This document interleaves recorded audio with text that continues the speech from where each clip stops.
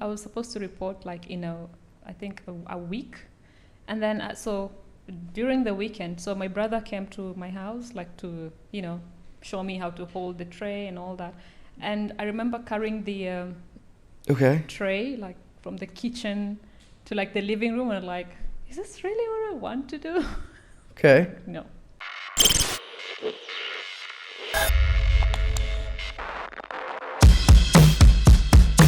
So how did you get into marketing, first of all? Oh, that was more than 11 years ago. Okay.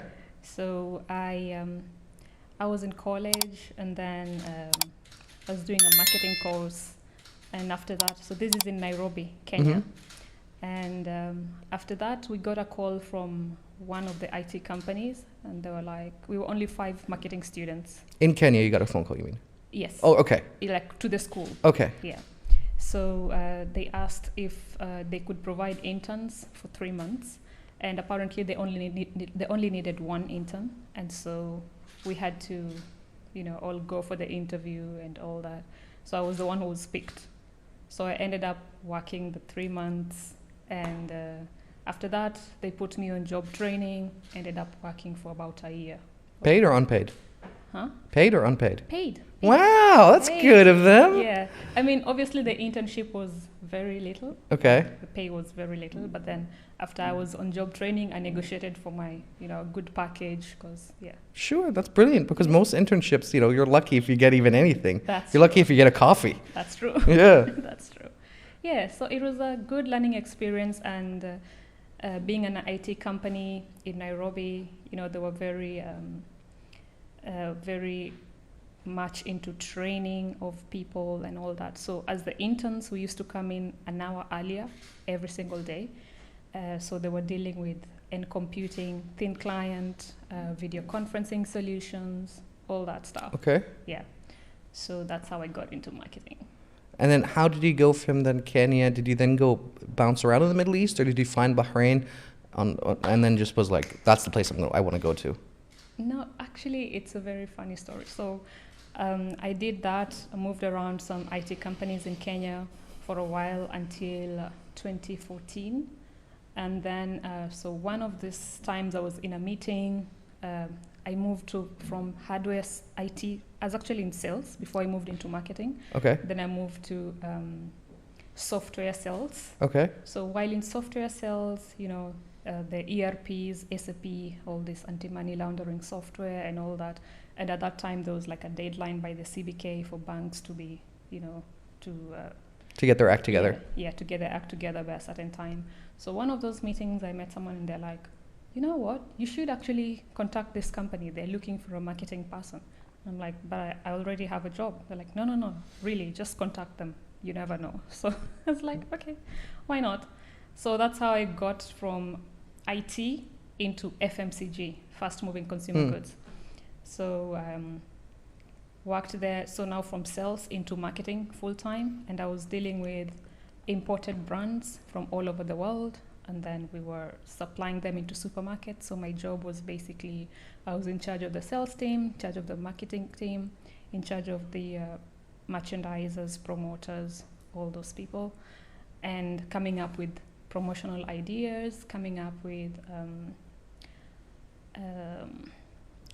marketing, ideas for radio, for TV, for like literally the whole thing, and managing their budgets as well. Oh God, okay. Yeah. So that's a lot of responsibility on one person. Oh yeah, it was. But it was one of those experiences that really sharpened my experience in terms of marketing. And yeah, so.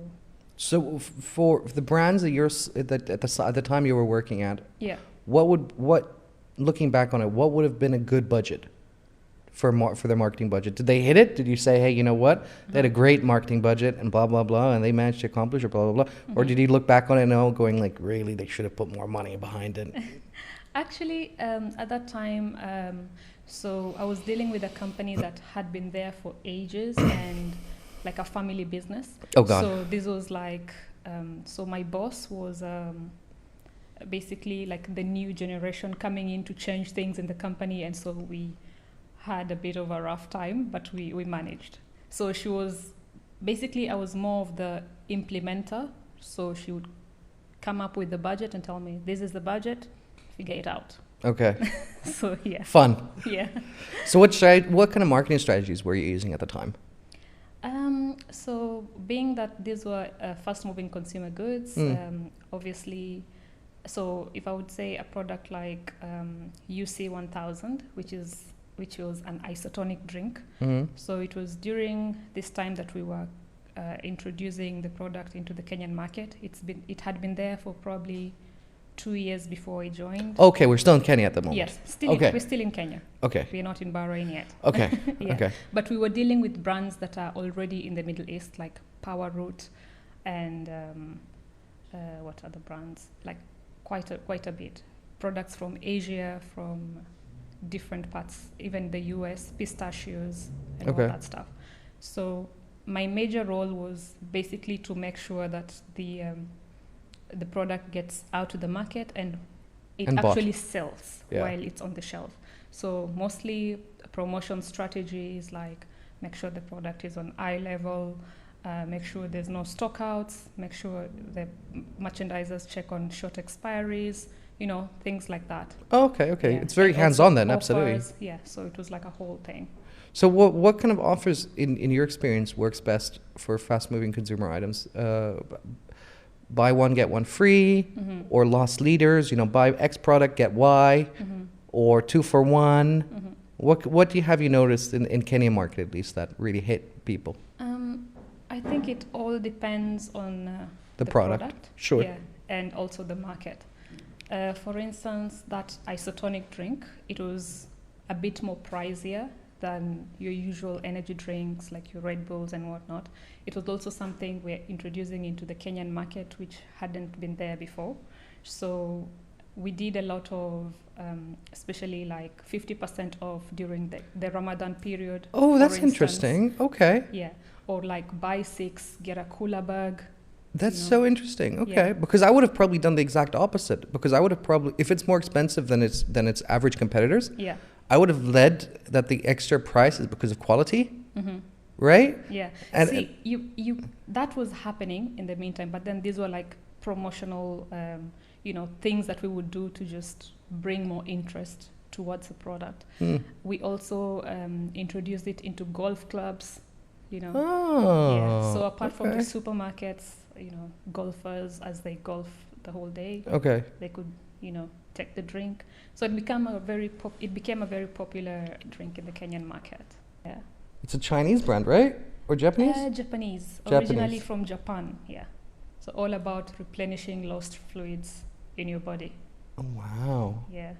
So basically the concept is like when you walk around, just go around your day, you lose a lot of fluids and you need to replenish them. Sure. So I think they should. I think this brand should be hiring you to take care of their marketing, because that bottle, and that label does not make it very attractive to consume. Like if you showed up to me like cold calling, or just knocking on my front door and say like, "Hey, we've got these isotonic drinks. Have you tried one of these, sir?" I would have been like, "No, thank you." No, that was actually compared to what was on the shelves back then. Especially, like, this was luxury. Really stand out. Like, like, what is this? Like all the bottles were, and not the vitamin one, mostly the isotonic one. So, third picture. Yeah. Danny boy. From up. Up. Third picture. Yeah. So that looks a little bit more attractive. Although I think it still looks very medically. Like you'd hard to convince me if you put that next to a Red Bull. Are you sure? Or Monster. We literally used to do events like the Standard Chartered Marathon, which was a marathon that people would do for charity in Kenya. And so we would, sponsor part of the event with this drink, and surprisingly, we would have to go back to restock. Yeah, because you're sponsoring the event with your drink, right? No, like so people are already exposed to that brand then. We were like literally next to Red Bull, and then next to other energy drinks and all that, and people were like flocking our tent, and we had to like restock 2 times that day. So maybe Kenyans are different, I guess.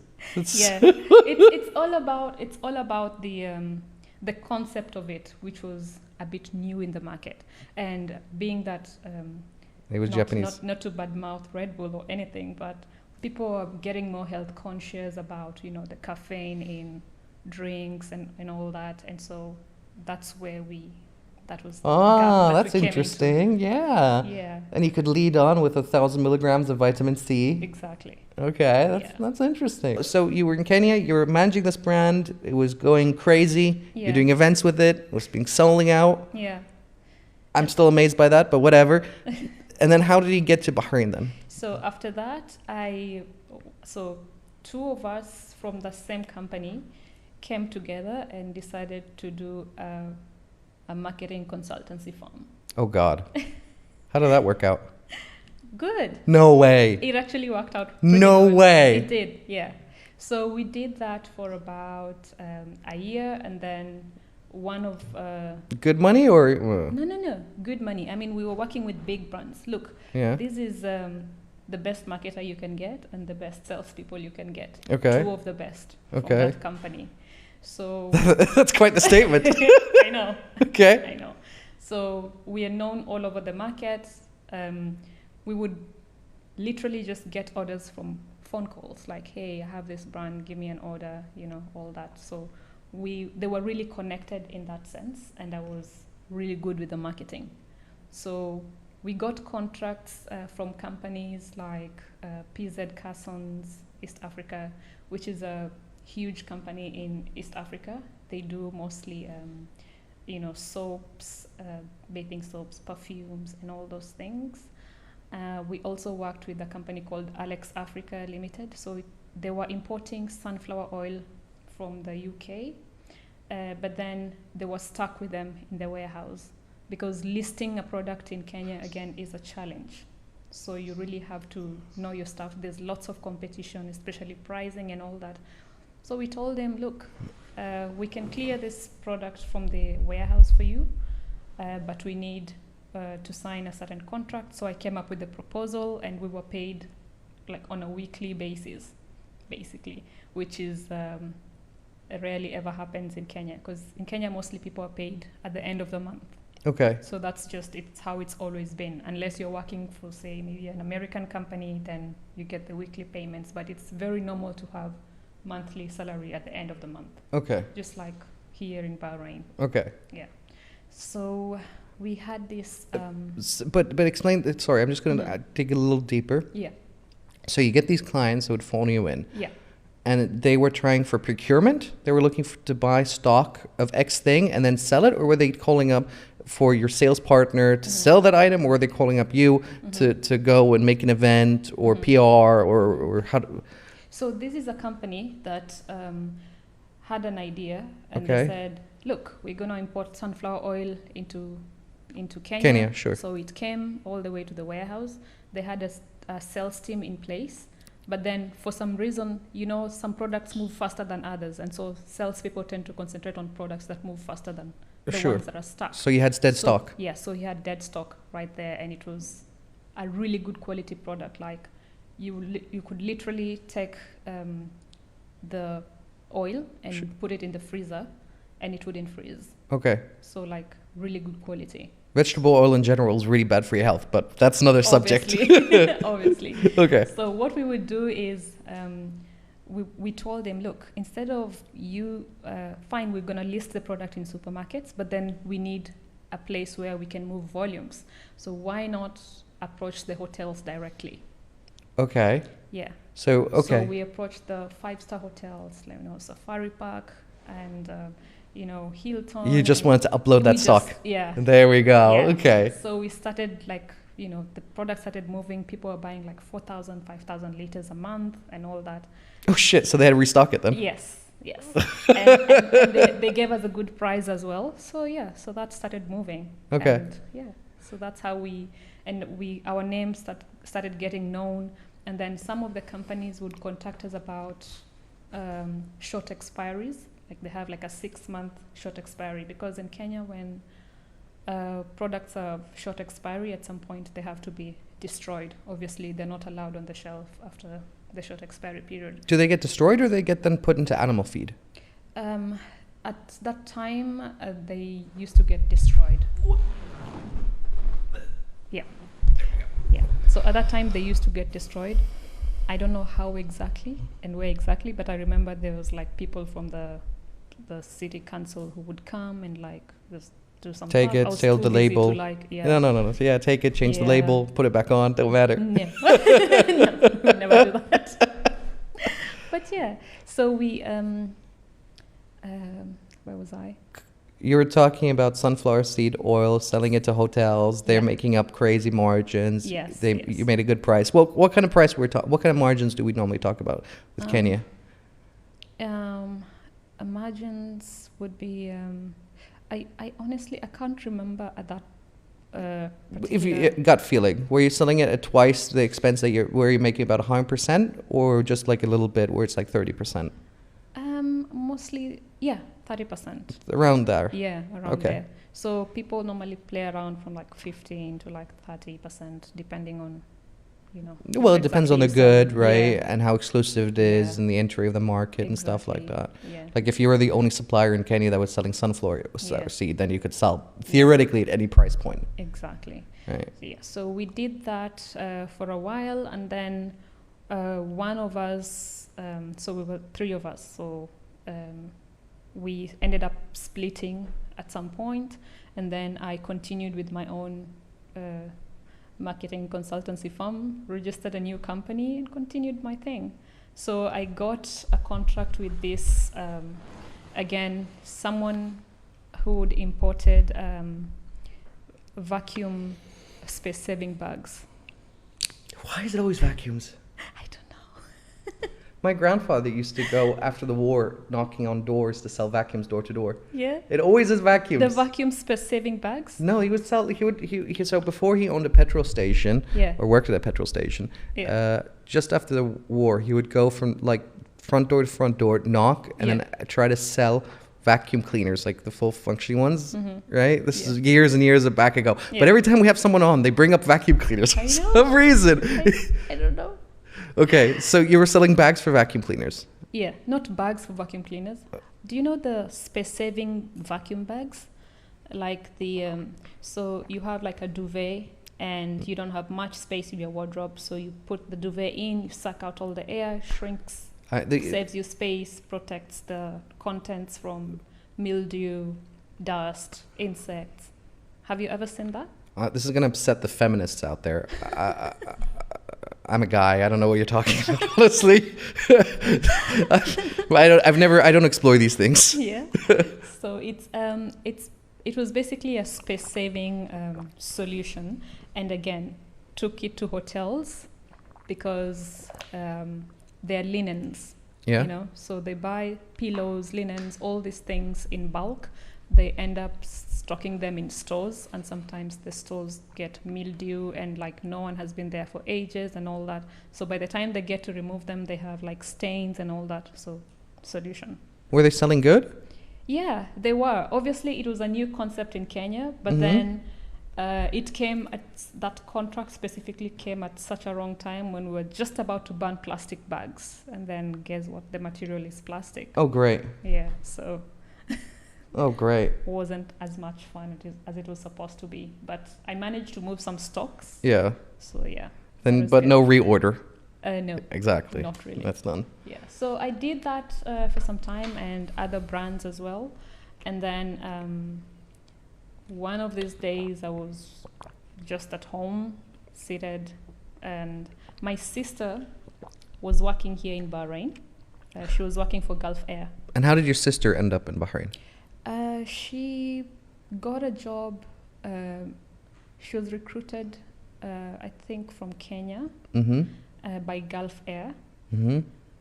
This was in probably 2014, if I can remember correctly, because she's been all over the world. She worked for Etihad Airways and she worked for Gulf Air, so she's been flight attendant for a long time. Okay, so one So sister went to become a marketing guru, and the other sister ended up becoming a flight Yes. guru. Yes. That's cool. That's cool. Yeah. So my sister was here in Bahrain. My brother was also here in Bahrain, still is. So he's in the hotel industry. Oh, okay. Yeah. So everybody is.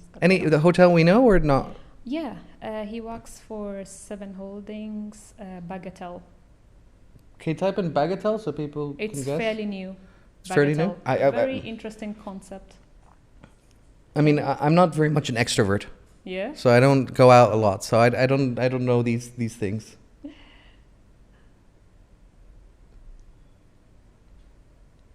That looks nice. Yeah. Oh, the one next to Four Seasons. Not in Four Seasons, sorry. It's next to Ritz. No. Yeah, this is that one up there. Go up. Isn't that next to the Ritz Carlton? That hotel there? Is it not? It is.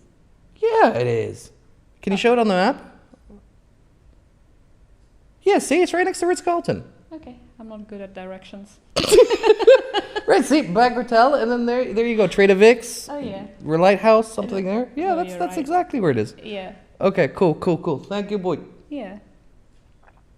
So yeah. So my brother was here. My sister was here, and I understand how your sister came here because as a flight attendant, finding jobs, blah blah blah. She got here. How did Yeah. your brother end up here though? Same. Like my sister was here. Okay. My brother was with me In Kenya at the time. Yeah, at the time. And I was working during this whole period of time. I was working for this isotonic company and all, like just Sure. doing my marketing thing. Okay. And he came to visit. He basically wanted to find out, how is Bahrain, if it's something that he would want to do, because he'd just come back from China. He had studied aeronautical engineering. Okay. So yeah.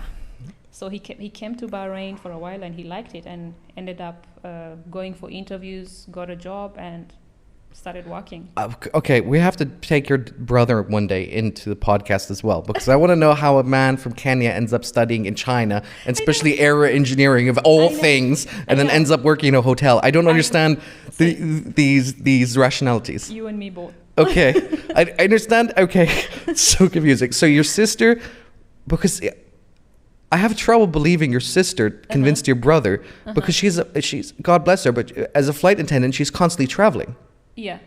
Right? So you wouldn't if your friend who's a flight attendant tells you like, this city is really nice, what does that mean? She doesn't spend more than 2 days a week in that city. No. Like my sister is still like, she's a very lively person. Okay. So she would like, Go crazy.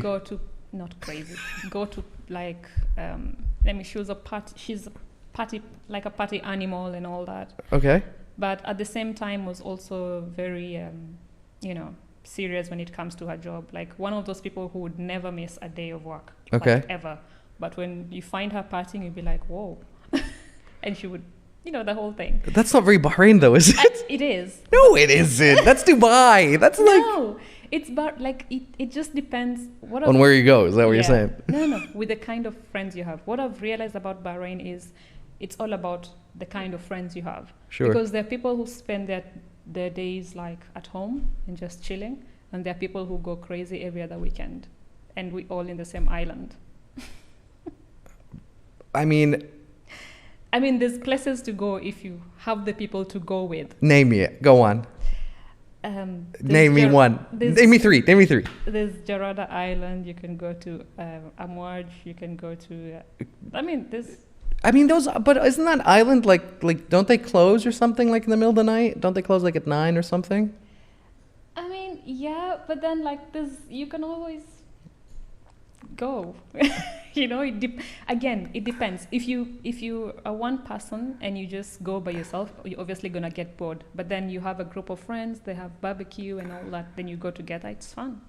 In winter maybe, but in summer where it's like 45 degrees and the sun is just hitting on your head? Obviously you don't go during the day, so okay. You're not convincing me on this. You're not convincing me at this at all. It depends on the kind of friends you have, honestly. Okay. It all depends. That's what I've come to learn. Okay. Yeah. So your sister then messages your brother, says, you know what, this Amwell Island, stuff like that, it's the killer. Yeah. You gotta come. Yeah. And then come visit if you don't, because at that time he was waiting to do he was supposed to get some license for the aeronautical engineering board in Kenya and all that. Okay. So he was waiting, he'd applied and was waiting for something, I don't know what. And so I would imagine if he studied in China, they should just accept it like that. Chinese are so hardworking in their education.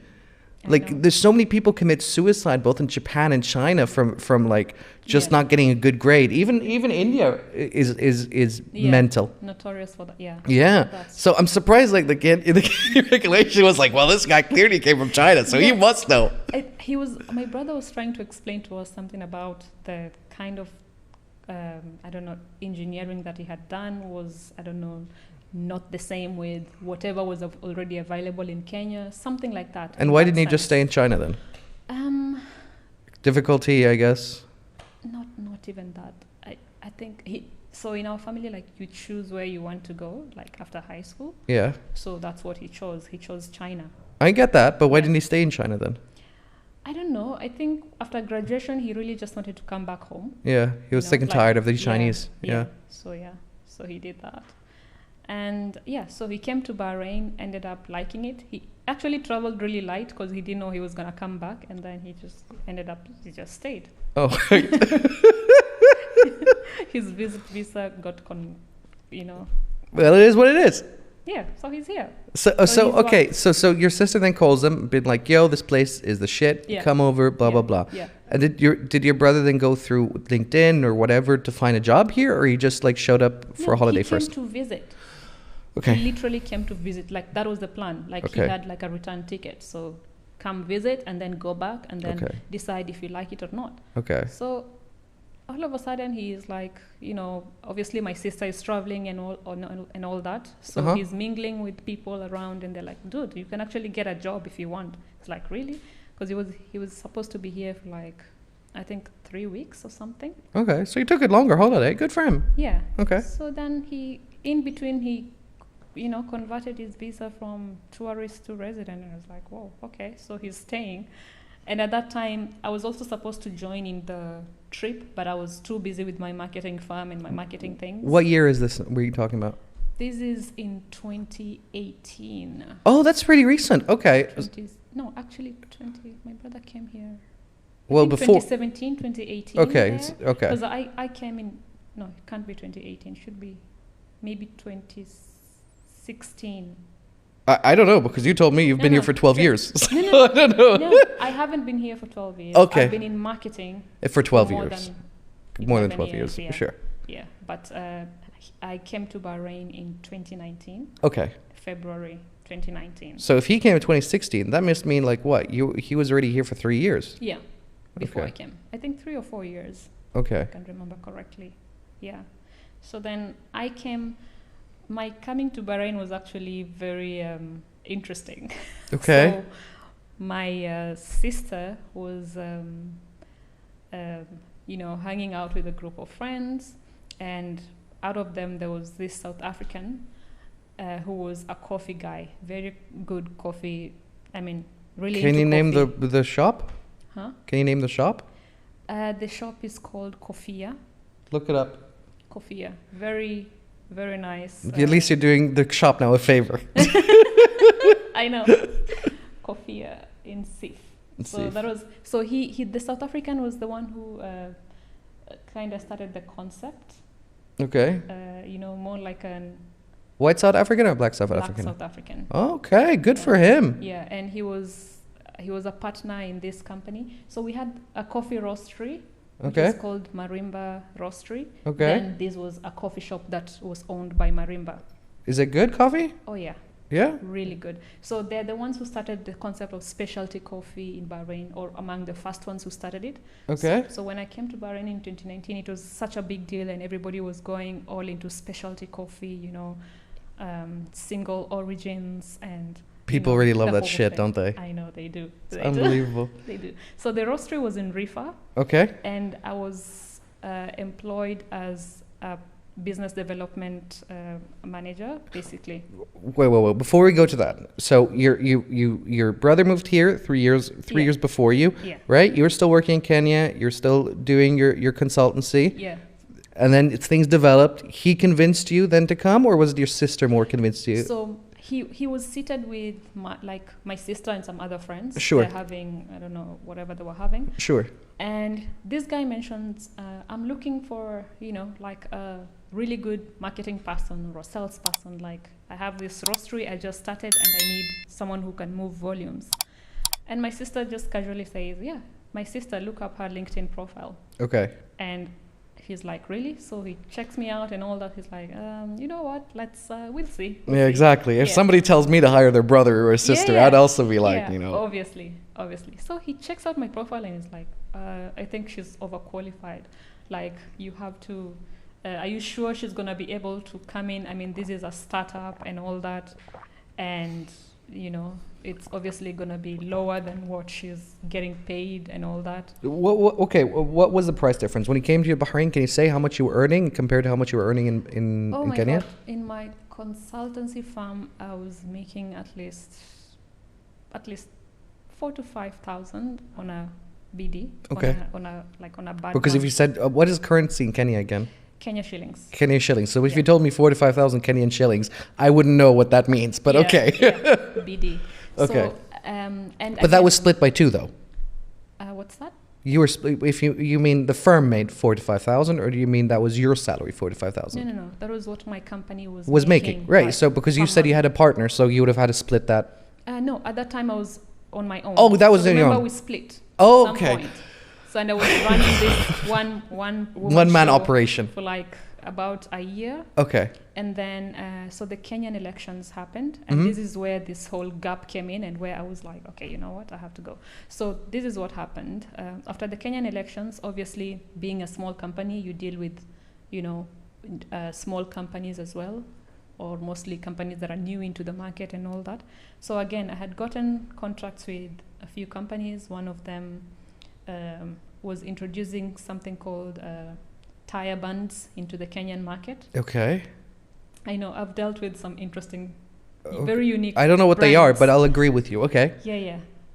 The tire bands. So basically, the concept is it's an aluminium band. You put it on the rim of a car, on the tire. Okay. So that when the tire bursts, in case it bursts or anything, so the rubber doesn't get off the rim. But doesn't that So mean like- that'll destroy the roads though, doesn't it? Destroy the what? Roads. No. Because it's aluminium. That's metal, isn't it? No, you don't put it over. It's inside. Inside. Okay. I get you. Okay. Yeah. It's clicking now. Okay. Yeah, on the tube kind of tires, not tubeless ones. Okay. Yeah. So that kind of concept. So the concept is when you put the band on it, when in case there's an accident or a tire burst. So what causes the accident is when the car rolls over. Okay. Right? So with that, it kind of you can run for like kilometers and kilometers with just a flat tire, and it wouldn't hurt the rim of the car because of that whole thing. It kind of holds the rubber to the rim, something like that. Okay. So that was the concept. So I was doing that, and then I also had a contract with this crisps company, Okay. or chips. Some people call them chips. Okay. So again, it was a brand new company. After the Kenyan elections, obviously, being So- that there were newer companies in the market, we were the ones who were hit hardest, and then Things everything changed. just went It is what not it is. good. And I had a team of about 15 people. Oh wow. by that Okay. time. Yeah. So some of them were, casuals, like I would call on them whenever there's lots of work. But then I had like 9 permanent staff Okay. by that time. And so they were very close to me, and sometimes I would bring them over to my house, like have coffee and all that. And one of these days, like in December, I remember very clearly, this is like December 2018, they Mhm. came to my house. They're like, Sheila, look, well, things have been bad. We've not been paid for this much. And I'm like, guys, I've been talking to these people and they're not paying us again. Like, what are we going to do? They said, look, we have families, we have all these things, and Christmas is a big deal in Kenya. Some people travel, go up country and all that. So I said, okay. I was staying near a mall, Mm? so just drove to the mall, emptied out my account, Oh shit. and just distributed like here. Like all my savings, everything I just give.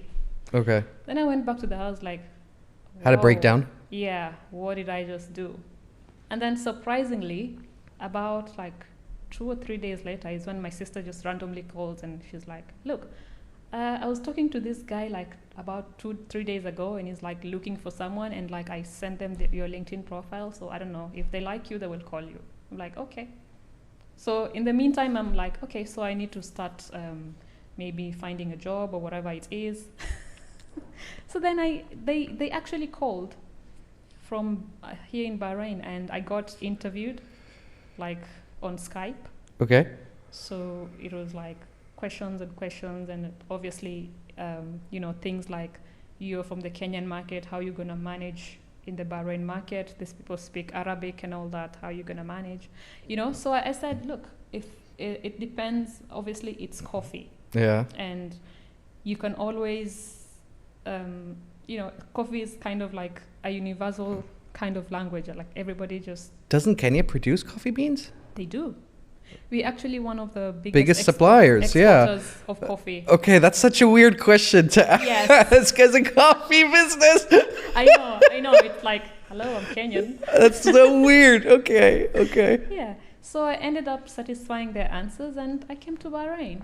And it was actually very fast. Like within, I think, 2 or 3 weeks, I was here. Okay. Yeah. So started. So we would roast the coffee, obviously.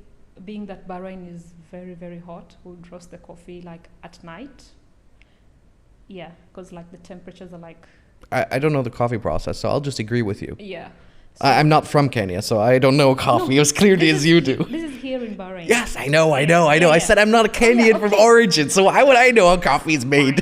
Okay, so coffee mostly comes in so there's green beans, so it's green in color. Yeah. If you Google raw coffee beans, you'll see the color. Then once it's roasted, it cracks and becomes brown and lets out this really nice aroma. Yeah, so that's how the whole coffee thing works. So you bring in the raw material from wherever, the coffee business world, right? All over, from Uganda, from Rwanda, from South America has also some coffee beans, don't they? Yeah, Nicaragua. Yeah. Yeah. And then so you and then you roast it. Yeah, but I wasn't the roaster. No, of course. Yeah. But how long is the process takes between picking it and roasting it? Picking, I wouldn't know, but I know the roasting process, part. approximately how long it takes. Okay, because I'm just wondering in my head, does it make a difference to the quality of the coffee if how long you let the bean dry? Yeah, it obviously does. I mean, the roasters would have more knowledge on this more part. Knowledge about that. Yeah. Okay. Yeah. And so what were you doing at the coffee then? Business development, which means I was finding cafes in Bahrain where we would supply the roasted coffee to. Mm-hmm. So we would do like a whole solution. So remember, we were supplying coffee to Kofia, that coffee shop in Sif, which was obviously owned by Marimba, which is the roastery, and then my job was to find other coffee shops to supply to. Okay. So that coffee place is a subsidiary of a roastery. Yes. And that roastery supplies different places here in Bahrain. Yes. Okay, I get you. Yes. Okay. So I would find coffee shops in Bahrain that want, and obviously you wouldn't go for like the Starbucks and brands like that, because obviously they have their own suppliers. So you would want specialty coffee shops, these standalone coffee shops, Yeah. So that was the target market. Okay, so and how did that sale call work? Give me let's pretend. Let's reenact, right? I'm a coffee house. I do coffee in Bahrain. I own a shop, blah, blah, blah. Mm-hmm. Right? Do you come through the front door or do you give me a call? Usually I used to, so I had like a file, and I had like samples in there, like in small sachets with like their names and like, single origin, like whatever brand they were, and a price list. And being that... By the way, that cigar is for you if you want to smoke a cigar. Just as an FYI. We give it to all our guests. Oh, okay. Just in case. Yeah. Okay. I don't, but yeah. Okay. Thanks. Well, yeah. Just okay. So sorry for interrupting you. So you have your sachets of different coffees. Yeah. in a file thingy, Okay. and with the price list. So being that most coffee shop owners would visit the coffee shops in the evening, obviously during the day it's too hot to have coffee. So then I would, in Bahrain apparently I found out. What are you saying? So many people have iced coffee. This was in 2019, okay? I was new. Okay. So I was just dealing with what I am seeing at the time. Was Kenya not big into iced coffees at the time when you were living there? Actually, Kenya, funnily enough, we are a big exporter of coffee, but people love tea. We are not coffee people. Was Kenya part of the French colony or part of the British colony? British. That maybe explains that. Okay. So we are big coffee people. I mean, big tea people. So like breakfast, tea and bread. Okay. Just normal. Okay. Yeah. So yeah. So I would prospect mostly in the evenings. Why? Because again, it's easier to get the decision makers during that time. If I go during the day, it's like, the boss will come at 6 or the boss will come at 7 or, and I want to speak to the decision makers. Okay, so you go to the coffee shop, I imagine? I just walk in. You just walk in, yeah? I go to the counter, like I want to order, then I just ask. Hello, what would you like to order? No. Oh, yeah. It's you. Okay. I say, hi, my name is Sheila from this and this company. Is there someone I can speak to about coffee supply? Yeah, sure, go on. Yeah. So then they would tell me, they'll go to the back and call that person. Then. Hello, how can I help you, Sheila? My staff tells me you have coffee. Hi, my name is Sheila from XYZ company. I have a few coffee samples that I would like to show you. Oh, perfect. Do you guys, do you currently have a specific supplier who supplies you coffee right now? Whatever is the cheapest in the market is what we normally dump to our customers. Was that not how that worked? Did those owners really care? They did. No, I don't believe that. Especially about the price. That's why I like the price, yeah, the definitely. The price. Yeah. So they're like, we have and most of them don't like to sign long-term contracts. Yeah. So it's all about if I supply you today and someone comes tomorrow with a cheaper price, then they go on and it's. They even if you say, listen, you know what? If we sign a year-long contract, I promise you it's 20% cheaper. Yeah. They'll just turn that around and said, no, why don't you just give me 20% discount? Exactly. We sign a contract now. Exactly. They're really tough to bargain with. Yeah, I can imagine. Yeah. So then, so ended up doing that for a while. And what was did you have any like sign-up bonuses No, I was like on a salary. Sure. And then plus commission? Yeah. And how much was commission? 20%, 10%? It was about, how much was it? If you tell me 5%, I'll be upset. No, it's not 5. It was about 10%. 10%, Yeah, okay. Did you negotiate or did you just they just offer 10 and you're like, I'm done? At that time, I was just like, happy to get anything. I just want like a new start, a fresh start. I'll Okay. figure it out as I go on. Okay. So I did this until November of 2019. Remember, February to November. And okay, 2019. So how long was normally the sign up for that customer? Would they would tell you, listen, we want like X amount of units? Mm-hmm.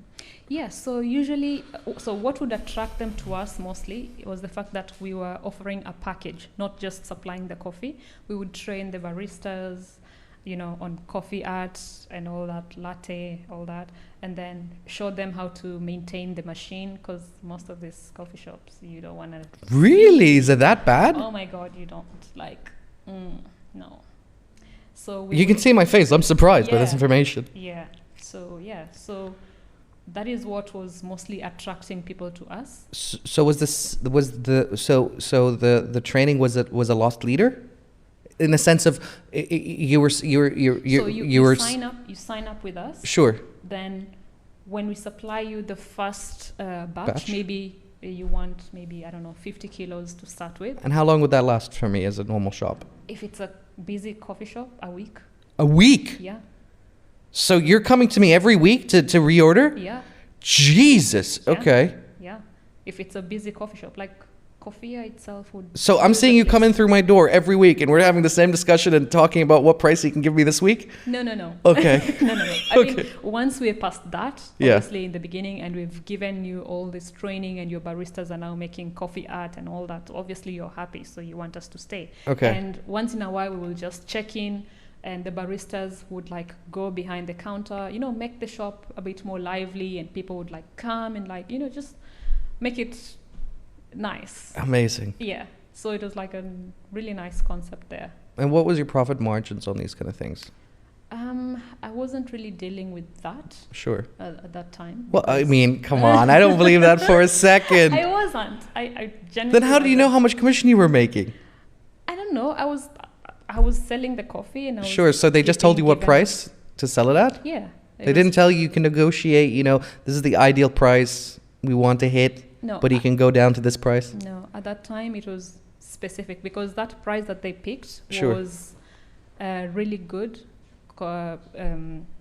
Comparing to the competitors in the market. I mean, it was what, 9? I think 8 BD per kilo. Okay. And mostly people were selling 9, 10, 11, Okay. 12. And this is single origins specialty coffee. So, yeah. Okay. Yeah. So it was like what, like 400 BD a week that they were selling for per shop. Okay. Wow. Yeah. Okay. Yeah. And it's so you did a full service. Were you selling machines as well for the coffee machines? No. That seems like a lost opportunity. I know, but at the time, remember, it's a coffee roastery, so they want to concentrate on the roasting part of the business, and then they also have a coffee shop on the side. And this is, I think my own theory. So towards sometime in November, we were just told by whoever was in charge of us at the time. He came to us one of those evenings, and he's like, We're "Look, closing down. yeah, we can't operate the roastery anymore, and so you guys." Sorry, I didn't mean to laugh. I know. But I mean, they were in charge of the prices. They knew the market price was 11. They were charging 8, right? They were happy to give that huge margin discount. They're running a coffee shop, which is, I mean, that to me is Look, crazy. They wanted to keep. Okay, so according to what I know, so Okay. the owners, those like, I think 4 owners, all different nationalities. Okay, including the South African. Okay. And at some point, they did not really agree with each other's management style and what they wanted to keep and what they wanted to dispose. Oh my God. So they decided to keep the coffee shop, and where were we working? The roastery. And so the roastery was... So the So there was- roastery wasn't making money, but the coffee shop was making money then. It was making money. It was just the management of the people who are now under us did not manage things correctly. And so that ended up, as much as we were working hard and like bringing in the clients and all that, it's all about management, right? But my other concern is, right, through every additional customer that you sign up is obviously an additional customer that is then as every additional customer that you add on to your customer sheet is one less available in the market, obviously, which doesn't matter so much if you're in US, Canada, Kenya, Saudi Arabia, but in a country that only has like 1.6 million people, right? There's only so many coffee shops Exactly. till you've hit every coffee shop. Yeah.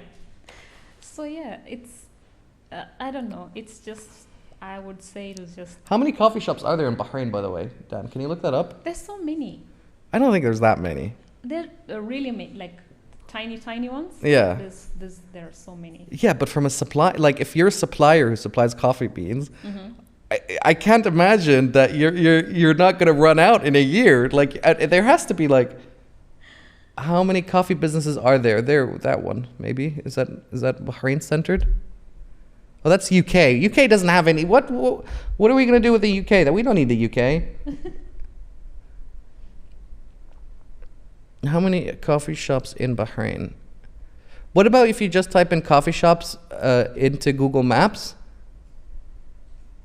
and then just like if you just count how many coffee shops show up on one page, and then multiply it by X amount of pages, that'll give you a rough estimate. No? And remember, this includes. All right, Dan will do the math, and we'll keep talking. Yeah. that includes the Tim Hortons and the Caribou Coffee in the New York, and those are not the ones we were targeting. Sure. Yeah. But if I'm a roastery, I'd be targeting as many places, and I'd be begging and trying to get that Starbucks, right? But you can't, because these people have their own franchise suppliers. Exactly. So there's really like no going there. So there's 10 pages, Dan? Yeah, about 200. So about 200 coffee shops. That's not that many. Oh, there's more than 10 pages. Okay. There's many. Yeah. Okay. Yeah. There's not that many. If you're a supplier from a roastery, I mean, 200 shops, that's not a lot. And it was also a small roastery, so not very big. Yeah. So you're screwed both ends because they're not buying that much supply and there's not that many customers. Yeah. Okay, so you get that phone call. They're telling you, listen, we don't need your services anymore. Yeah. This is November 2019. Where do we go now? So at that time, I'm staying in Jufe. Mm-hmm. And I'm staying in Jufe, and I'm like, okay, so yeah. So they tell us, look, we're not monsters. We're gonna give you 3 months. Oh, that's find nice a of job. them. Industry standard. That's nice. Okay, cool, Right. cool. So so it was myself and another white South African guy. I don't know Wait, your his brother name. was working at a hotel, no? Yeah. You could have easily sold that fucking coffee roast. No, I see. That's the thing about me. I've never. I tried actually during that period. Like it's a whole thing. Sure. So, I tried applying for like marketing jobs and all that, and I wasn't getting any. I attended some interviews and all that, and it's just. And what do you think was stopping you? They mostly wanted Asian. Really? Yeah, Asian. Any specific Asian? Filipino?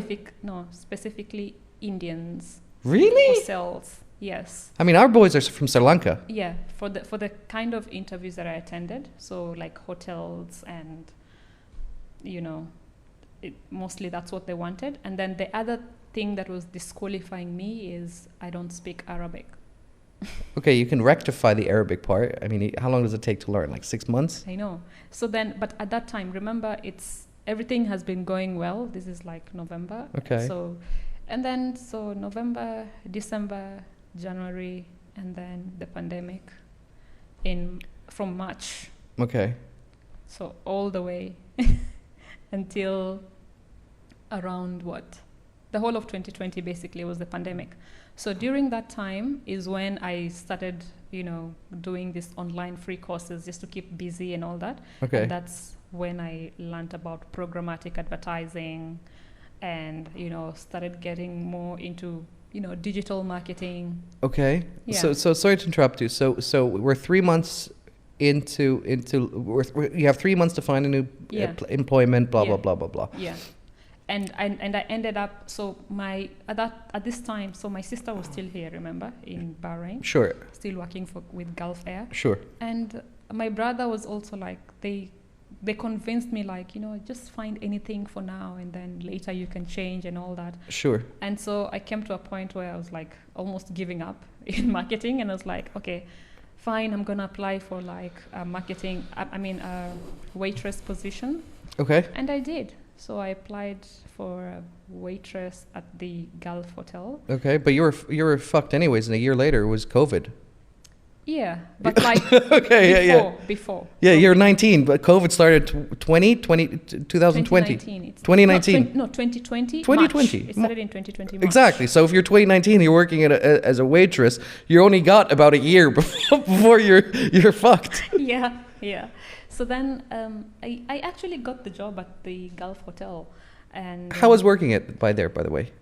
I didn't get to start working there. Oh my God. I'm so sorry. One of those, and they were really nice people. Like I was honest in the interview. I was like, look, I don't have a background in waitressing at all, but I'm a very quick learner. I'm willing to learn, And at that time, they were just opening the new restaurant Fusions by Tala. I was supposed to report like in a week. And then, so during the weekend, so my brother came to my house, like to, show me how to hold the tray and all that. And I remember carrying the tray, like from the kitchen to like the living room, and like, is this really what I want to do? Okay. No. So I ended up sending a very nice message to the HR. Remember, I had a contract already, like. And how much was the contract? Can you say? 150 BD. 150 BD. Woo! That's painful. Okay. So yeah. So but yeah, I mean that's and you were like what they start with, especially if you don't have any experience. Okay. And all that. But you have like you're a graduate and you have like experience in marketing, I mean, right? yeah, but not in that industry. You know how it works. It is what it is. I'm not gonna dive into it too deeply. Okay. Yeah. So by the way, for people watching, 150 is about $300 and something. Yeah. Okay. So you messaged HR before you even started. So you burnt that bridge. Yeah. I just said that, thank you for the opportunity. La la la la. I would like to explore other areas in my, career and all that. And yeah, so I just decided no, I'm sticking to marketing because again, people say like in Bahrain, once you shift, it's difficult to come back to like what you were doing. I don't know. That's just the word. I don't know who people are saying that. Yeah, I don't know. I think that's nonsense. But go on. Yeah. So I ended up not working there, and so during this time I did lots of online courses and all that because again it's the pandemic. There's nothing you can do. So my online marketing like legit things like you go to the Google Digital Garage and you do your digital marketing course. Okay. Or Udemy, Okay. or Coursera, So I did quite a bit of those courses here and there. And like just to build my CV because there's nothing you can do. It's a pandemic. No one is doing anything. So I did that until the pandemic ended. And so this is about October 2020. Yeah, October 2020. So again, during this time, before the pandemic, I was, networking and all that. So in October. So how were you making ends meet? My savings. Okay. Yeah. Okay. Yeah, that's the one thing that really helped me during that time. Okay. So then. So one thing you can tell people, right, is to make sure to save as much as possible. You never know. You never know. Literally never know. Okay. Yeah. And then so you were doing online courses until when? Until October 2020 when. So already full COVID, everything already is full going. Yeah. Okay. So then in October, one of these.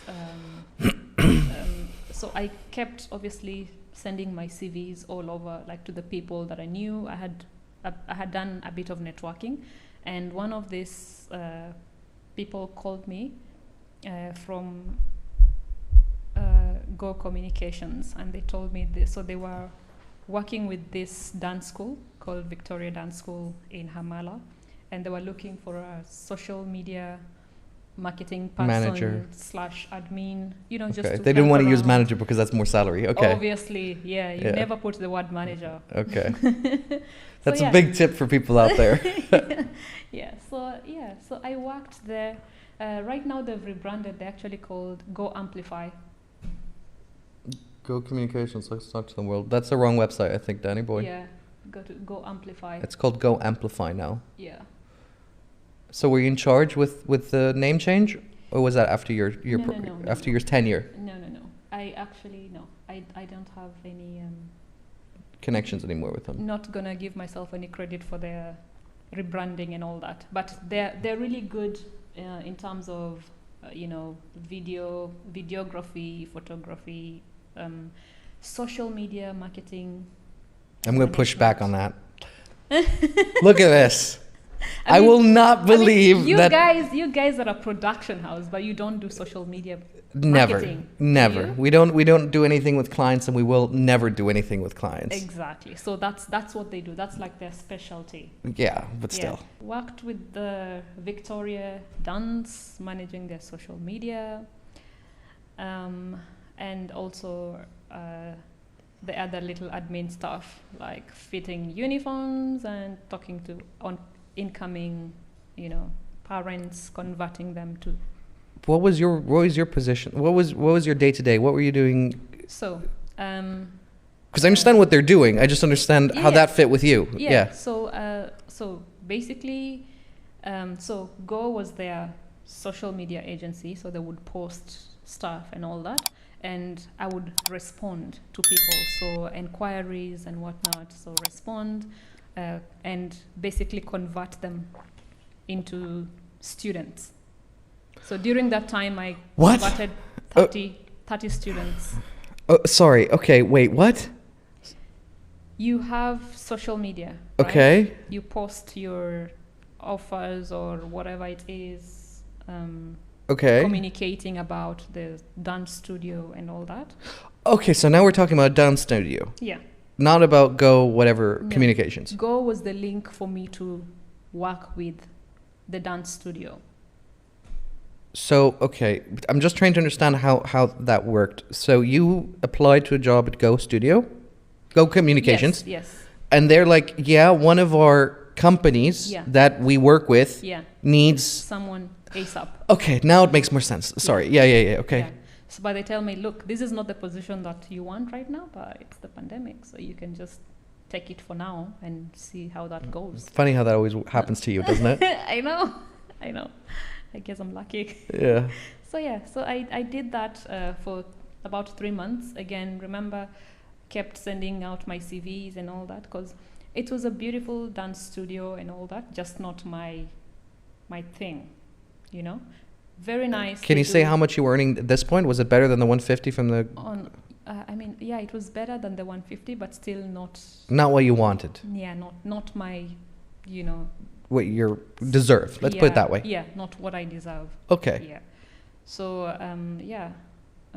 So you were with the dance studio for 3 months. 3 months. And what initiatives do you do? What kind of things were you? I brought in 30 new students, Okay. converted from social media. Mashallah alaik, good job. Mhm. And Can I ask you how you got those 30 students? Did you do through, DMs? as I said, the DMs that were coming in, I was like on the clock like the whole time. So I was talking to them, you know, encouraging them to come for trials, you know. Okay, so because I'm wondering in my head, like how did you get 10 customers Okay.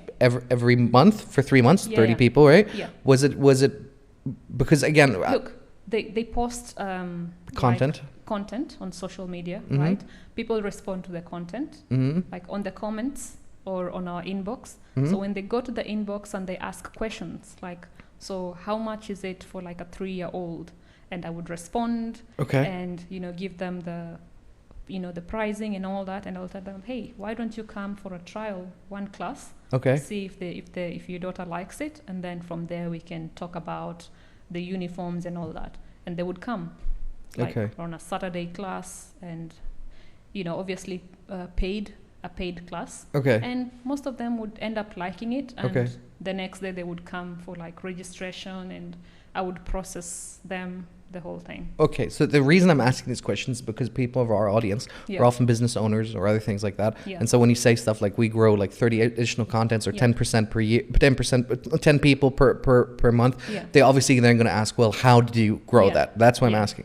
And so now for people who are watching, always like pay attention to your DMs, respond as quickly as possible. Exactly. And if you can't do it yourself, then set up a bot. They're not that expensive. They're not that difficult. Yeah. And it's pretty easy, and especially for routine questions like how much does it cost, what Yeah. are your opening hours and stuff like that. Yeah. You can 'Cause that's optimize all that stuff. That's where people fail a lot. Like you post an ad and then people ask how much, and then you just don't respond. So you're losing potential people.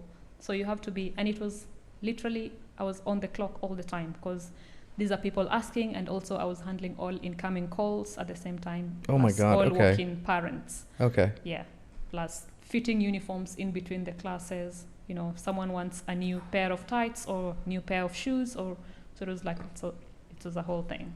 Oh, that's cool. Yeah. So from the business perspective, they were generating income through the services of the dance studio, Yes. but also through selling the Uniforms. reproducts. Yes. Or reselling existing products, which Yes. are the uniforms. Yes. Because I don't think they manufactured it, right? Yeah. No. Yeah, exactly. Yeah. So resell. Yeah. So I did that, and just towards the end of December, again from my networks from the previous years, I had sent some CVs around and all that. So one of these guys called me and they're like, Sheila, what are you doing? Like, I'm working in a dance studio right now. Like, do you like it there? Okay. That was a friend though, right? No, not a friend. Like A stranger. Not a stranger. Someone I met through my networks. Okay. So- Because that's an odd way to reply to a job inquiry. What are you doing right now? Working in a dance studio. Enjoying it? Nah.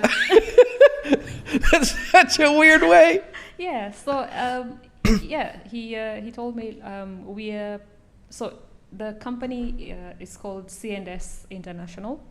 So it was owned, and I'll tell you why I'm saying was. It was owned by Dr. Alex. He'd been here in Bahrain for a period of time. Isn't he the one who did or was doing Capital Club? He was involved with Capital Club. Did you know him? Not personally, if that's what you're asking. I think it might be him. I'm not sure if we're speaking about the same Alex, but the one I knew also did some stuff there. Was he? Did he help run it, or was he No. just a member? No. Then so we know two different people then. Then two different Because people. Capital So Club he is closed was- now, right? Yeah. Okay, sorry. Yeah. So Alex, yeah, sorry. Yeah. So he was I don't know how to describe him. He was really good with his stuff. Mhm. So he was running this legal consultancy firm Mhm. here in Bahrain, and he'd been here for a number of years. I think more than 15 years. British. He was half German and half Canadian. Okay. I think, if I'm not wrong. You liked him so much that you don't even remember where he's from. No, he really was a cool boss. Okay. Really cool and very knowledgeable, and I like people who know things. Like You're making it know sound your like he stuff. passed away, so I assume he He passed did. away. He did. My condolences. He did in June of 2021. Okay, that must have been very difficult. Heart attack. Yeah. Ooh. Yeah. So I literally had to learn all that I could within those 6 months, because I started working with them in January till June. And what were you doing with Dr. Alex? So I was marketing and PR manager. Okay, can you describe to me the day to day? Um, We've been through this multiple I know, times now, I so know. So this was more of a legal consultancy firm, and mostly focused on company registrations in Bahrain. okay, And he was also working with that's good money, isn't it? CRs. yeah. Making CRs is really good money. Yes, it is. So company registrations, and also working with what are these things called? While you're thinking that, let me explain what CRs are to Yeah. the audience. Yeah. Right, so it just basically is a company registration. In order to operate here in Bahrain as a firm, you need a CR, naturally. So with a CR, it usually requires you to have either an office space or some sort of commercial avenue where you're doing business. Most people who are consultants in such forms don't really need an office, or it's too expensive. And so what they hire then is either not normally a law firm, but you can also hire a law firm who will manage your CR listings and stuff like that. They will help you find an office space that you can rent, or they'll manage your mailing lists, your mailbox, so that you can apply for that CR, get your thing, then go and operate your business. That's close enough for a definition? Yes. Okay. That's good. Business incubators. That's what I was thinking about. Okay. Yeah. And business accelerators, all that. So he was also working with. So we were all working with all those guys, like Flat Six Labs, and I've heard that name like so many times now. Can you believe it? Always, Right? always. Every entrepreneur who comes in here and sits in that chair Yeah. always talks about Six Labs, Flat Six Six Labs. Yeah. They've done quite well for themselves in terms of, getting businesses to grow in Bahrain. It's funny how, because you're into photography and production, you notice things that, like, I don't. For me, like, when I look at the website like this, it's fine. It's the functionality is there, the user experience. If I click on a button and it goes, then it's fine. But for you, Yeah, but that's just like things that you notice. But that's like the bare minimum, right? I mean, you're not gonna. You're not.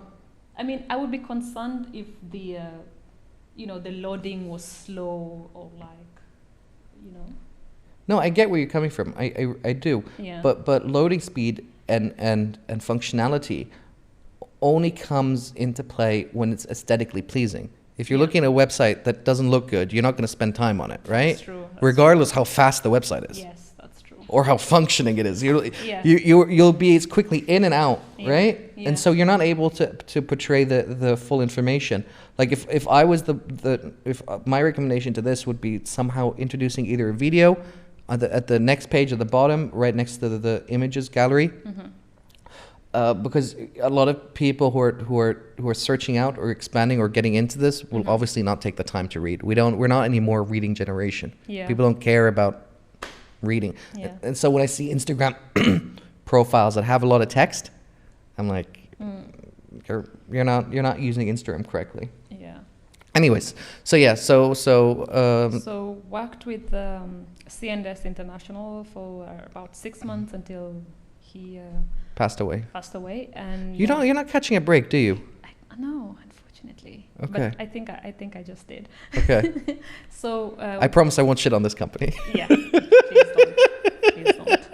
And when the company got, when he passed away, obviously the company got shut down because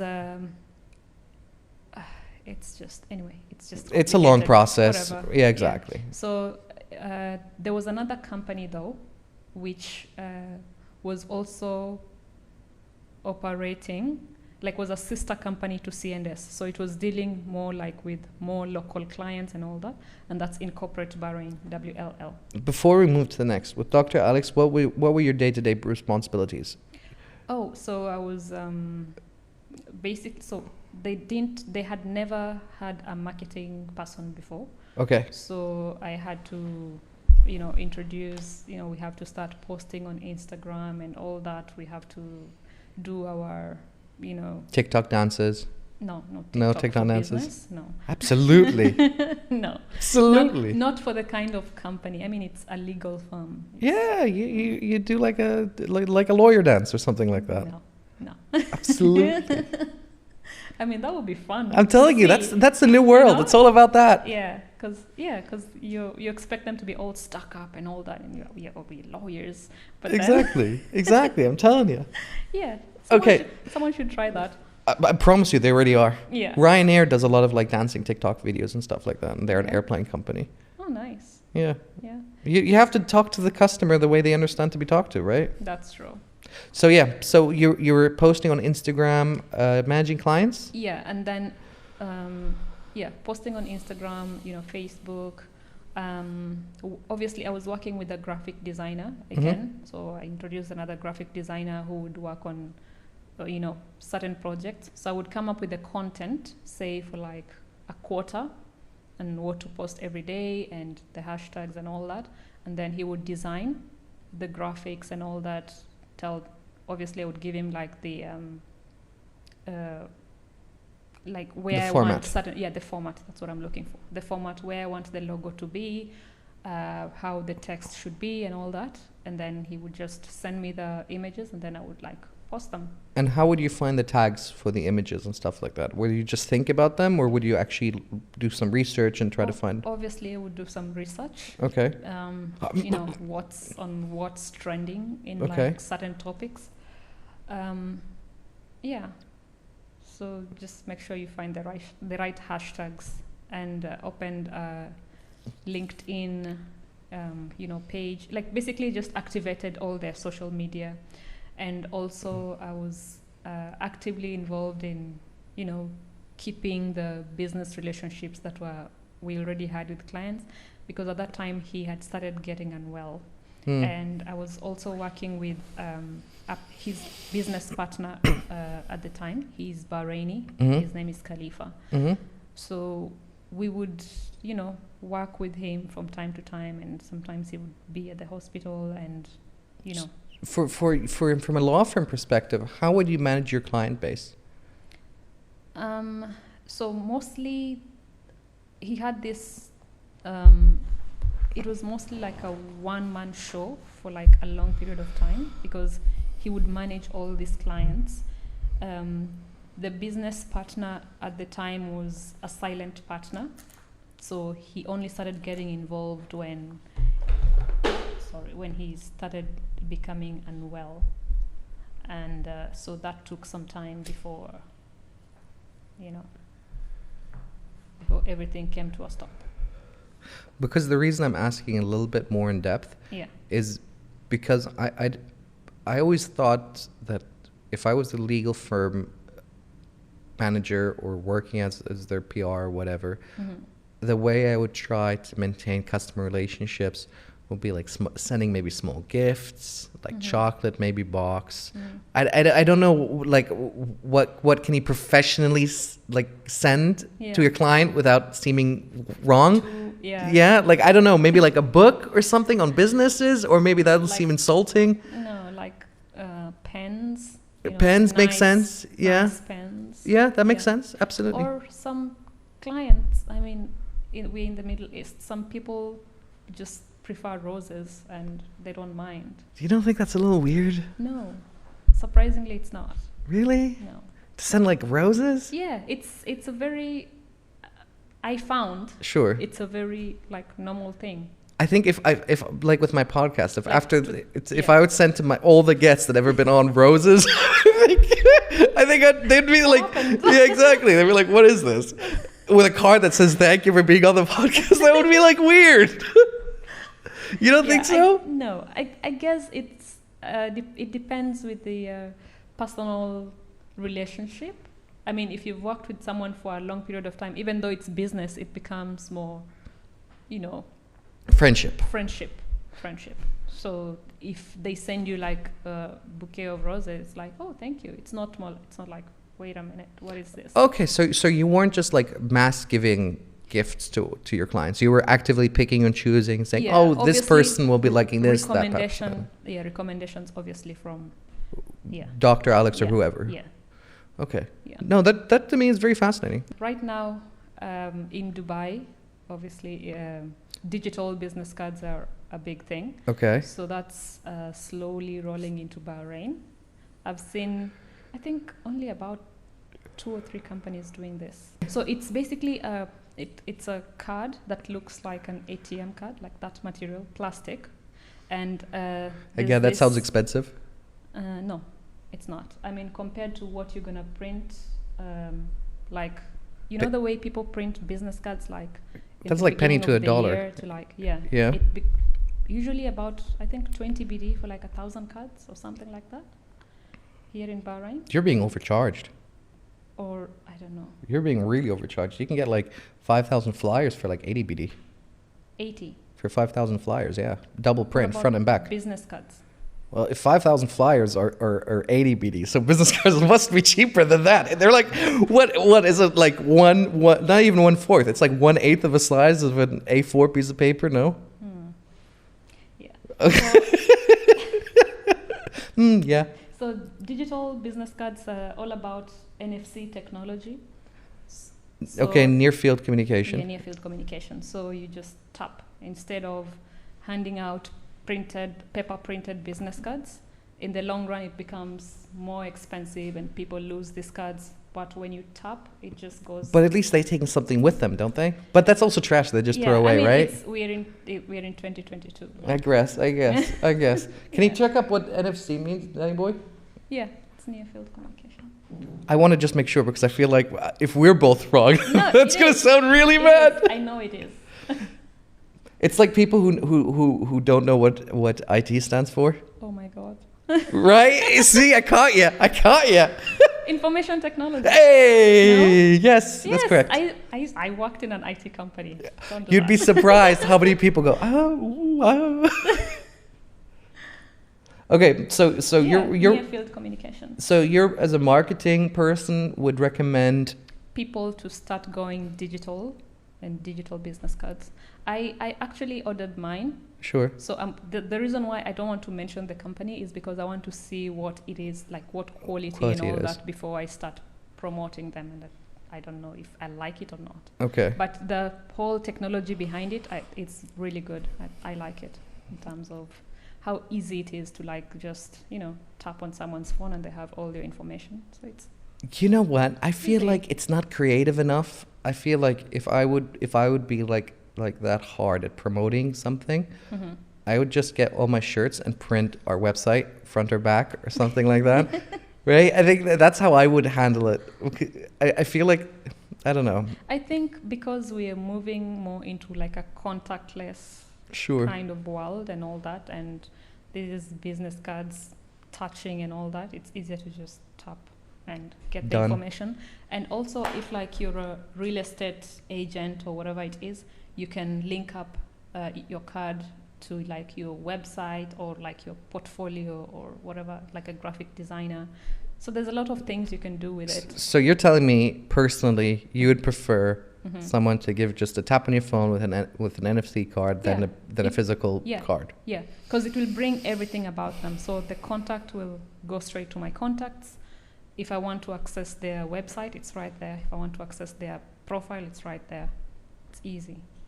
The only way I could convince myself to do that would be if I would have to carry at least 2 or 3 phones.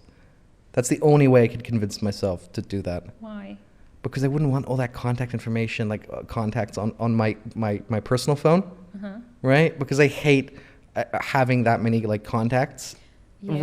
Right? Do you get what I'm Yeah, saying? okay. And I hate like that a lot of people having access to my personal number too. I mean, this would work especially for, obviously not Sales. everyone in a company, yeah, for sales. Yeah, I can People see who that. go out there, to bring the business, marketing people, or networking events. I can see that. I can see Yeah. that. Yeah. I can see that. Okay, so your recommendation for the podcast is to do a event thing, right?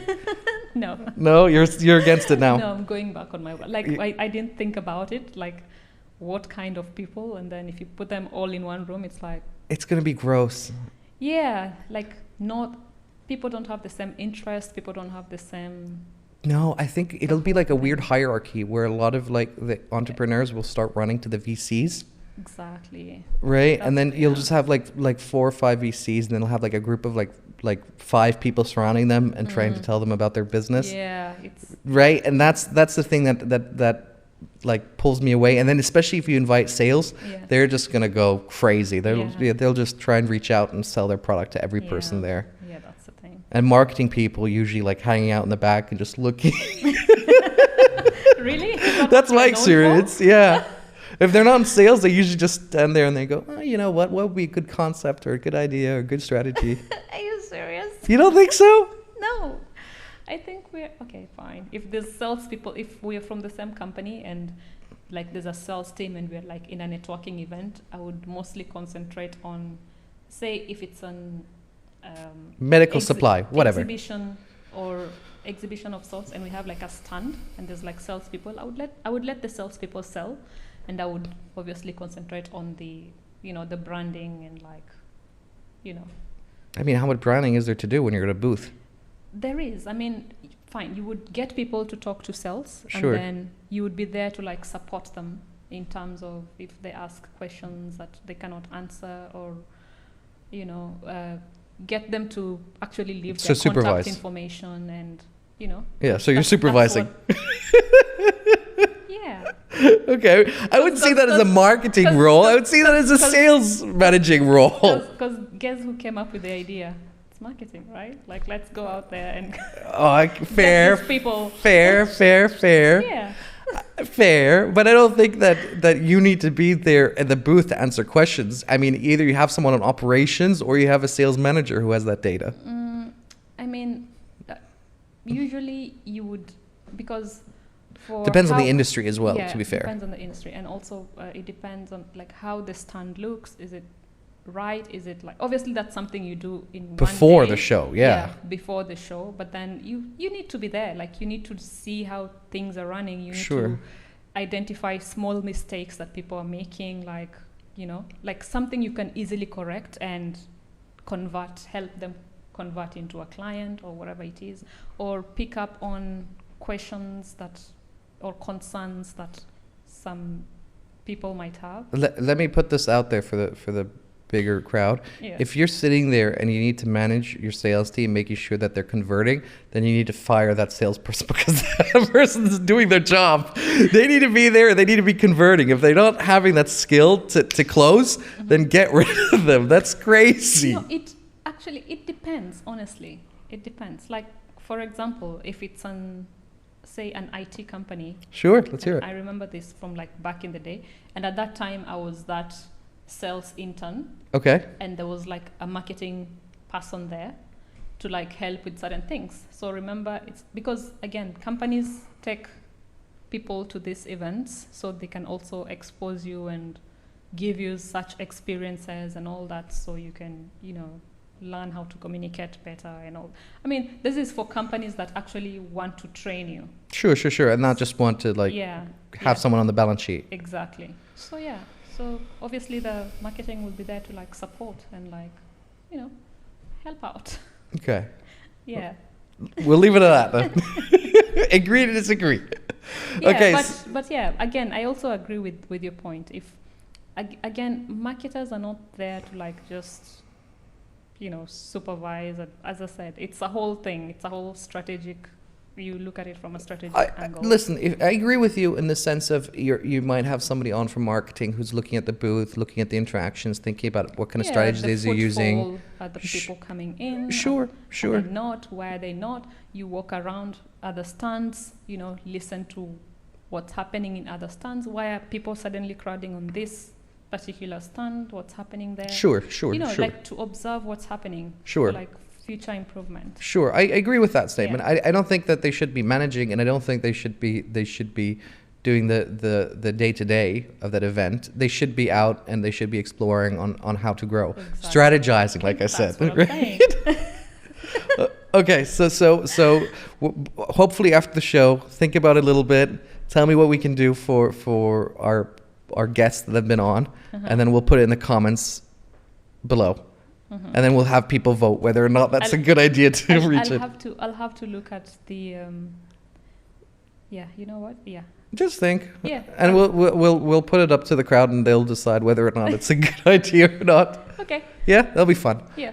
Okay. Now you finished with Dr. Alex. God rest his soul. Yeah, and now move to Incorporate Bahrain. Incorporate Bahrain. Yeah. What does that firm sound familiar? What do they do? Business registrations again. Okay. Primarily business registrations and also working with, again, business incubators. Okay. Yeah. And how did you find yourself in that position? How did you get there? As I said, C&S and Incorporate Bahrain were like connected in some way. So one of the silent partners had to stop being silent. And sure. No.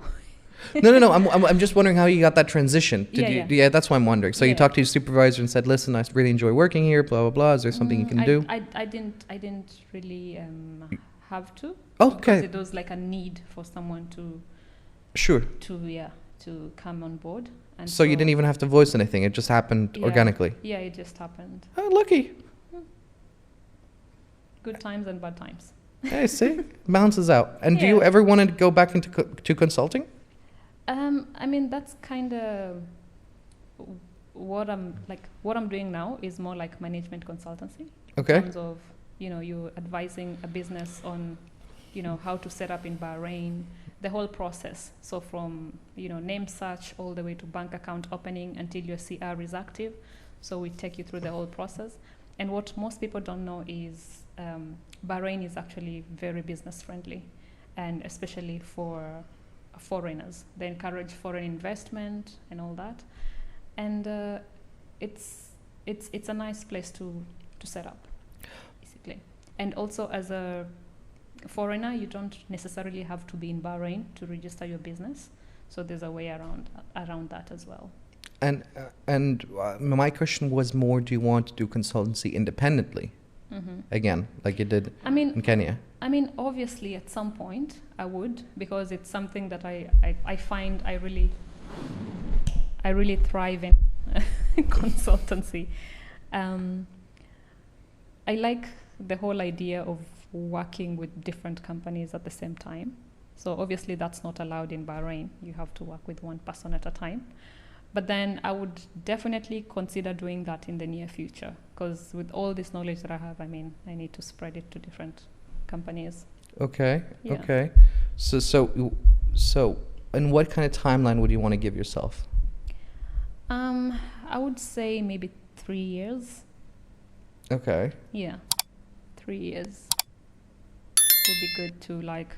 And is that just to build up the savings, and that's why you're saying 3 years, or? Not really, because at this time specifically, I'm looking at, so for Incorporate Bahrain, I am already a board member for Incorporate Bahrain, and also a company director, as it is. Mashallah, good job. So I might stay here for a while as I. You mean at the firm? Yeah, in the firm. Okay. Yeah, I might stay in the firm for a while, because again, it's a young company. We have to, build it and make sure everything is running. So this is not the time to. So can you give me some strategies that you guys are thinking of implementing? What will work? What pushed you back on it?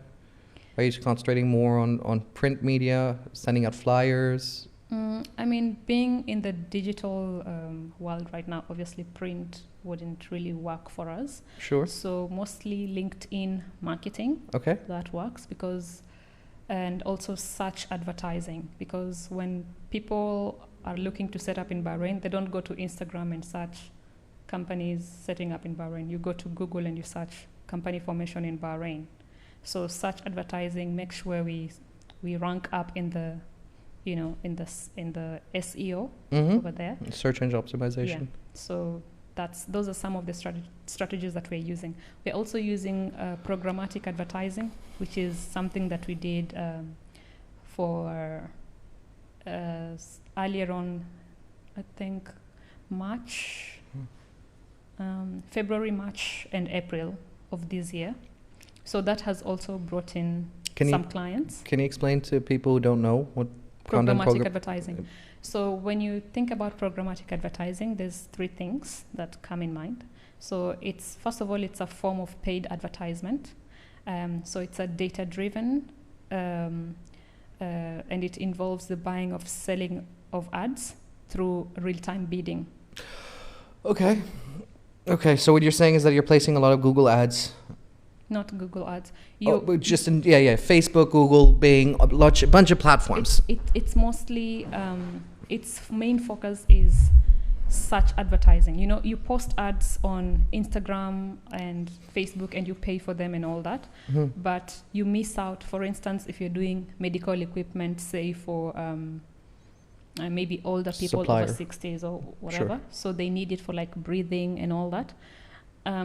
If you post this ad on Instagram, yes, you might reach some people, but then the people who are really looking for that wouldn't go on Instagram. They'd go on search advertising and search XXYZ machine and where to find it. And so your ad comes up and it's easier for them to contact you. So there's a more return on investment with programmatic advertising than with, normal ways of advertising on Instagram, Facebook, TikTok. So do you use a specific platform? Yes. So there's a specific data management platform. Go on. Yeah. Which one do you use? I use something called NT Technology. Okay. Yeah. And it's based in Europe. Okay. Yeah. And how did you get experience using that software? You just looked it up on Google? I don't have to do anything. So you just you come up with the your keywords. No, you come up with the goal of the campaign. Okay. What is your goal? Do you want an awareness campaign? Do you want a performance campaign? By performance, I mean you want leads, you want people to contact you and all that. So once you decide on that, they do everything.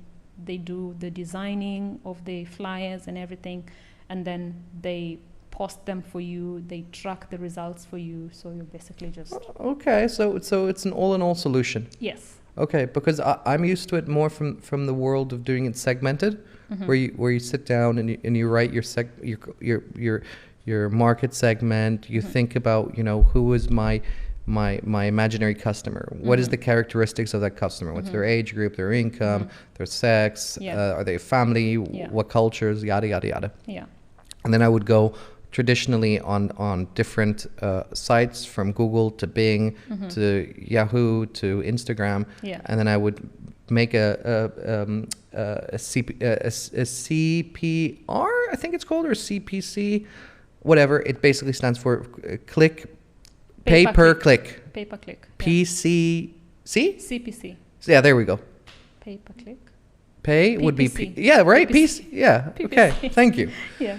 So, and that's how I structured it. I never used an all-in-one solution like NT technology, Yeah, but so what happens is, like back in the days, people used to have like media desks in media agencies, or like if I go way back again, just when the internet came in and all that. it's not that way back. I know, way back. I wasn't there maybe, but hey, when the new age of the internet came in, and You mean the 80s? no, I don't know. Like when people started advertising online. Sure. Let's go there. So like when the BBCs and all this, people used to buy ad spaces on like BBC, and then so it was like a manual process. So you as the marketer, you approach BBC and you tell them, hey, we want to advertise this there, and you know, so you pay and then they show it for certain times. So this is like 10 times automated from that, whereby the highest bidder gets to show the ad. Sure. And it all happens automatically. So this is the magic of programmatic advertising. So how long have you been using software like these? Through your entire career, even in Kenya? Not really. As I said, this is something I started on during the pandemic. Oh, clever. Okay. So when you were researching and all that, this is the results from that era. Yes. Okay. So what other strategies is in corporate using? In corporate Bahrain. So as I said, we're doing programmatic advertising as it is to get us more clients. We are also rebranding right now.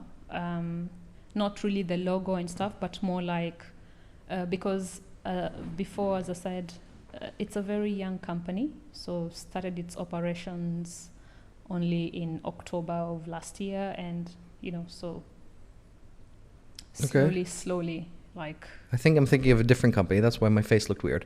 Okay. Yeah. So we mostly use digital marketing, and we also use a lot of business relationships that we had in the past, again from the previous company CMS. Sure. We maintain those relationships, and sometimes we just get calls from clients who are repeat clients, and they want to do business with us. Again, we've also been working with Brink, which is a business. The coffee shop? Brink, okay. Business Brink. Incubator. Oh, yeah. I thought you meant Blink. Yeah. Okay. No, Brink. Okay, Brink and Tobacco. Okay. Yeah. So we also work with them in terms of if they want to, if they want company formation services, or if they want documents apostilled, US apostilled. So we also do that. CRs, I'm guessing, taxation, VAT, I'm assuming, or not so much that? No. So can you give me a list of your products? So company formation. Sure. Apostilles. Sure. Yeah, that's it for now. Mostly. Yeah. And how many clients are you currently growing? Are you looking to add more clients every month? Definitely, we are definitely looking to add more clients every month. Because so we worked with clients from different companies.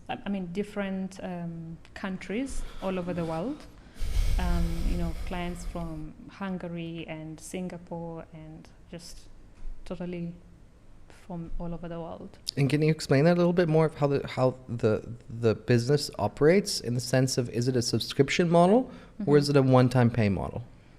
So basically, when you open a company with us, we are in charge of managing it. Say in terms of, so we kind of build up a relationship for a long term, because you will need to renew your CR. You will need to, for clients who are outside the country, they will need stuff like LMRA to be paid, or GOSI fees to be paid, or IWA in case they're not able to pay. So, they can always send us the fees. So it's a whole like we walk with you throughout the whole journey. You want directors changed or added, you know, so Sure. it's a continuous process. Sure. And we make sure that your CR doesn't expire, because that means it's going to be deleted by law, and it's a whole new process to So do it's that. so it's a subscription model. I would say not really. Like, So if I came it's a one-off. Like when you come in. In the Okay, beginning. let's do a play. Yeah. Hello, I'm looking to start a CR. Would I come to you, or would you come to me? I'm coming to you, right? Yeah. If you come to me, then I Yeah. will tell you. Okay, what kind of business do you want to set up? Videography and entertainment. Photography and entertainment. Sure. Okay, so then I would go on Sigilat and search what business activities, what activity code fits your business. And then I will tell you to give me 3 different names that you would like your business to be called. Okay. So then you give me those names, then I will do a name search. And then this would take about up to a week, Sure. mostly. And once that comes out, then we are ready to set up. Then I'll ask for your passport details, and you'll send me that. And then obviously there'll be the fee for that. And how much is the whole process going to cost me? So for our services, for our service charge, we only charge 300 BD. That's not bad at all. But then the government fees usually from 500 to like it goes up to 800 or 900, depending on how many activities, because each activity is charged a certain amount, and also there's certain mandatory government charges that you have to. And how would that pay. process work? So if I would I make the government payment and your payment first before the process even begins, right? Yes. So Yeah. you would pay Okay. that. You'd pay that together, because we are actually actively servicing. We are providing the service to you. So if you're out of the country, again, as I said, we can always open the business for you on your behalf, all Okay. the way until bank account opening, Okay. and make sure your CR is active.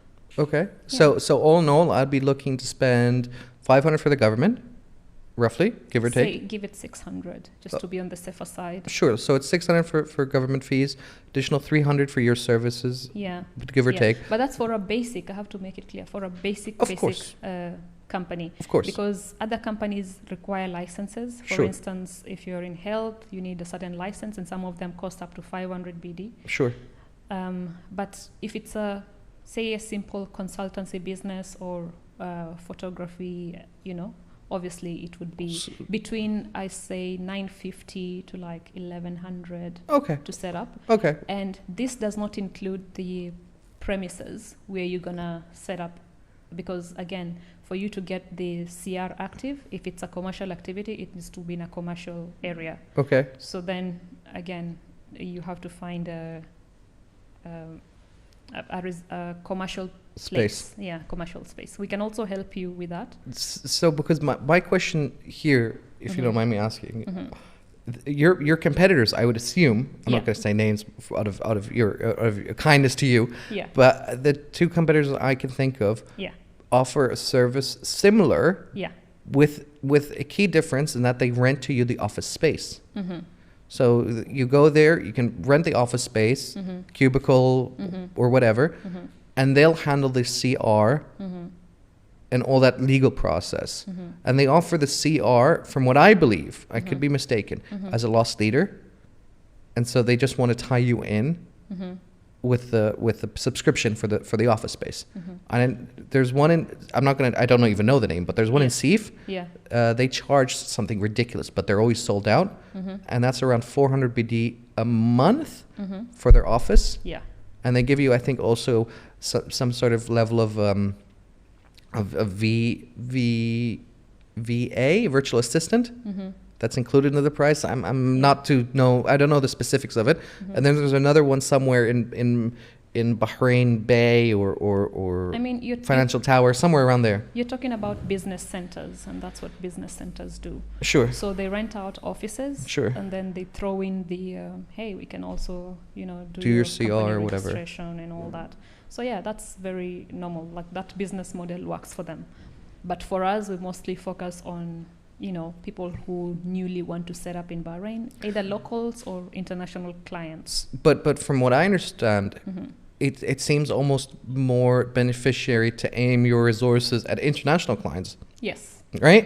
Definitely. Because you're not interested in Definitely. renting And space. that's where most of our market comes from. Interesting. Yeah. Okay. Yeah. And how do you see yourself expanding? Are you going to introduce potentially more products or I mean, obviously, yeah. or more services or Yeah, we definitely are. Everything related to business registration and, just running of the operations of the company. Yeah, definitely. There's some projects that we have in mind. So, yeah. Perfect. Anything else you'd like to add? How would people find you? Yeah. How will people find me? You can reach me on my LinkedIn, Instagram, YouTube? I don't know. Email. If you want to set up in Bahrain, Sure. you can send an email to info@incorporate-bahrain.com. I love how you move the mic away as saying it, because how are they going to shit. hear it? Fine. Okay. Yeah, so info@incorporate-bahrain.com, and we'll respond to you within 24 hours. Yeah? Yeah. That's a promise, right? Yes. Okay. Yes. Perfect. Anything Yeah. else? My LinkedIn is Sheila Ombogo. We'll add it as a box Yes. at the bottom of the name, and we'll also add it into the bio downstairs, down below the video. Yeah. Yeah? Enjoyed the show? Yeah, I did actually. Hey, perfect. Well, thank you so much. Thank you too. Here, let me